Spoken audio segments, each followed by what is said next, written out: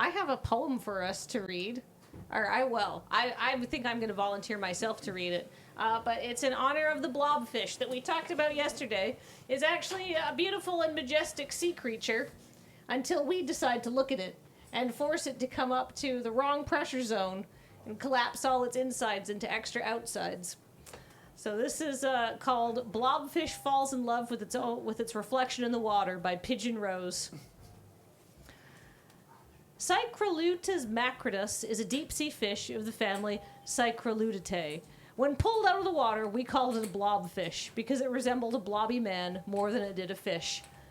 Later we learned that the only reason the blobfish looked like that is because we had taken it from its safe environment and irreparably harmed it in the doing. It was depressurized and distorted, and then we called it ugly, even though we were the ones who made it that way.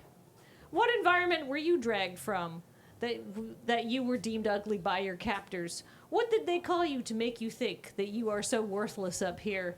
It is not in the blobfish's nature to exist in this kind of pressure. It does not deserve to exist around these people who do not understand it. It is not of our world, and we should not force it to endure us. You do not deserve the way that you are treated. You are not of their world. You can return to your atmosphere and reset your pressure. Feel free to swim around without being called ugly by people who couldn't accept the idea that you could thrive. And what is a blobfish if it is not ugly? And what are you if you are not broken? Return, my friend, to the deep blue sea. The whole world is waiting for you. Aww.